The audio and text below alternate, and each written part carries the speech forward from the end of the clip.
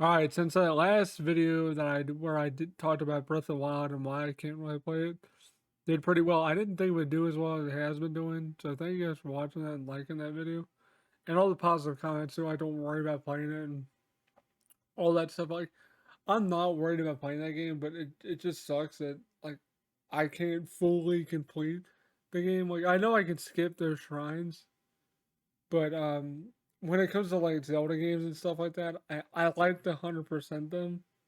So that would really bother me not being able to like 100% it. That's basically why I just chose not to even play it at all because I want 100% it.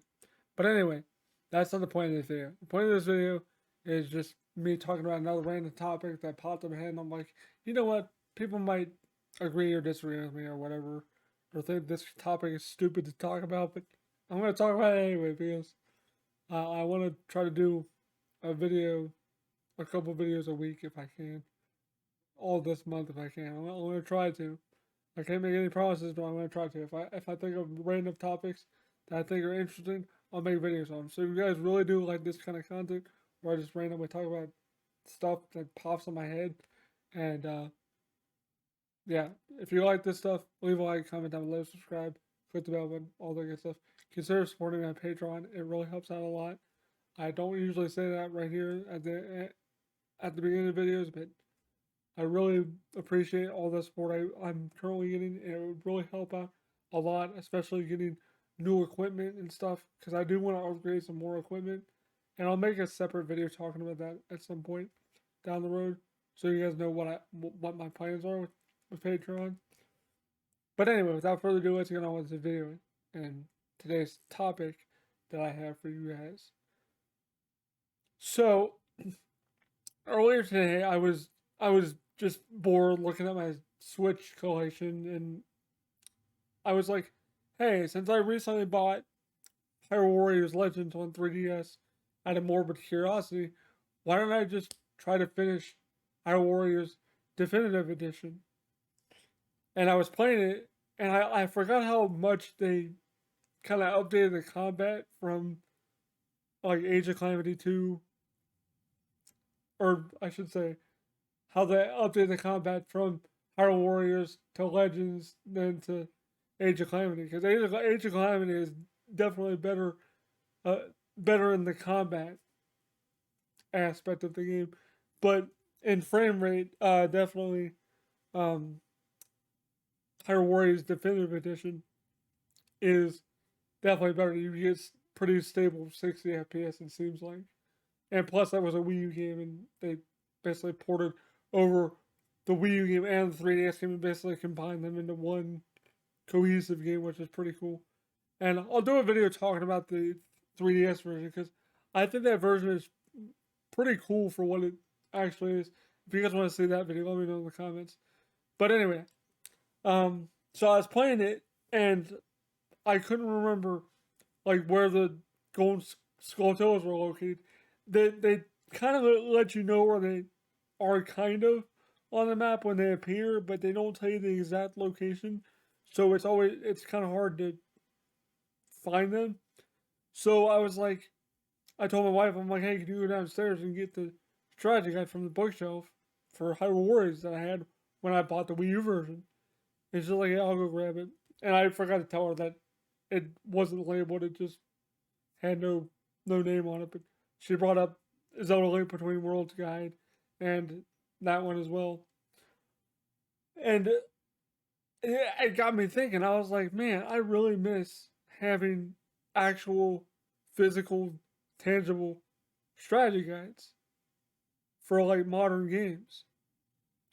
And a lot of you probably think, well, why? Because you can just look up any like 100% run and find out where everything is, or just find a specific video on Golden Skulltula locations, or Heart Piece locations, or weapon locations, or whatever. Whatever game it is, you can just look up whatever topic and find a video just focused on that. But the reason why I missed them is one, they sometimes they had cool maps that laid out where everything was, which I'm pretty sure Hyrule Warriors does. I took a break before I continued, and I wanted to do this video before I continued with it, but I'm pretty sure it has maps in there, so that's always cool. And sometimes, 9 times out of 10, a lot of these strategy guys have really cool artwork in them that's unique and not found anywhere else. And I don't know, I just kind of enjoy just flipping through a strategy guide and reading the strategies on what what to do in a game if you're stuck, or the location of something if you're stuck and you can't find it. It was really convenient because when I did have the Wii U version, I did use that kind of. It was, from what I remember, it was pretty accurate. It wasn't like other guys out there. Looking at you, Mortal Kombat 9. Jesus Christ, that guide.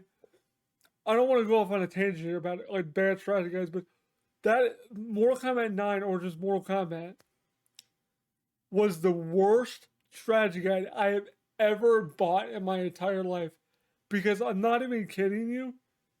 I bought the collector's edition guide to the hardcover collector's edition that came with like these character cards that had like quick reference cards of all their moves and their fatalities. But the thing was, half of the fatalities were wrong. So I was like, what the hell was the point of me buying this book? Like, I had to figure out the fatalities or look them up when people figured them out. And everybody realized how horrible that guidebook was.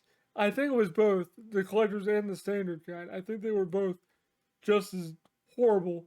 So that's why the value on that guide tanked so bad. I got rid of that guide, and I think I sold it at the flea market for like $5 to a game booth, and someone actually bought it like the following week. I'm like, I don't even feel bad for that person. Like they should know what they're getting into with that guide, because it's pretty infamous for being one of the worst guides out there. There might be one worse than that, but that's the one I actually remember actually owning, and it was horrible. It was a horrible guide, and I hated it because it wasn't it wasn't even at all accurate, and even the combos, like I think the people said the combos were wrong too, and they weren't very practical and effective or something. I know the guide wasn't that good, but from from my experience, most strategy guides that I've had over the years and still have are pretty well done. Like Donkey Kong Country Returns 3D. That guide was really good. It helped me find all the puzzle pieces and the call letters in the game. Just like the Zelda Link Between Worlds. When I missed a heart piece or something, it was easily found by flipping to that page. Ocarina of Time 3D when I was replaying through that game because I wasn't I'm not super familiar with Ocarina of Time, but I missed some stuff. I knew where some stuff was, but a lot of it I just didn't remember. That was a really good guide, and sometimes they even had cool posters in them and stuff. So that's what I kind of miss about strategy guides, just the aspect of having a tangible physical thing to like look through and find, and I guess like buying it was always kind of I always kind of looked forward to, because like I said, you never knew what kind of cool stuff you get. Like I never expected to get posters or anything like that, but it was always cool to just flip through and see all the artwork inside the guide, and some of them even had like little mini like concept art in the back. So some of them probably did, especially back in the day. Um, but I don't know. I just want to make a quick little video about strategy guides and why I miss them, like Prima or Prima, however you want to say it. Brady games, unauthorized guide to whatever, um, like versus books for like fighting games, and I know there's a versus guide to like Perfect Dark, which somebody snagged from me. Damn it, I wanted that guide. So a store I usually go to got that guide in. It looked pretty cool, and I wanted to buy it, but someone snagged it before I could. And I don't know, just strategy games in general were always so cool to me, and I kind of miss that era when I read that Prima Games was like stopping producing strategy guys back in, I think it was like 2018 or 19 or something like that. And I was like, well, that's kind of sad because I actually enjoyed like having their guides. They were actually pretty good for the most part. Um, and like later on, they had like digital versions of the guide that you could just redeem and have a digital copy of that guide. So if you didn't want to pull out the book, you literally had a PDF of that strategy guide, which I do realize like Internet Archive probably has a ton of vintage strategy guides and other stuff archived, but I don't know. It's just not the same thing as flipping through an actual book and looking through it and finding what you're looking for, and then feeling accomplished when you found in the game what you were looking for, and you feel like you didn't waste your money on this strategy guide. Because like I said, that Mortal Kombat guide, I definitely felt like I wasted money on it. But most of the guys I have were actually pretty good. One in particular I'm thinking of is this game, Mortal Kombat Shaolin Monks. Which, if you guys want to see a stream of this with my wife, let me know, because we're still trying to work out when we're actually gonna do it. But I do want to know like reception on this. Like, if you guys really want to see me do it, or if like not a lot of you want to see this play through with my wife. But let me know in the comments. But that was a really cool guide because it had like a DVD with like, or a CD with screensavers and stuff.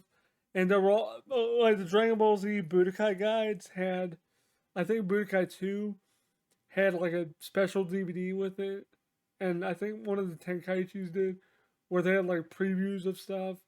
So you always get extra stuff, and a lot of guides from like the early 2000s, and even like mid 90s, late 90s. You got some pretty cool stuff in guidebooks, and then you started getting like hardcover collector's editions that were always super cool.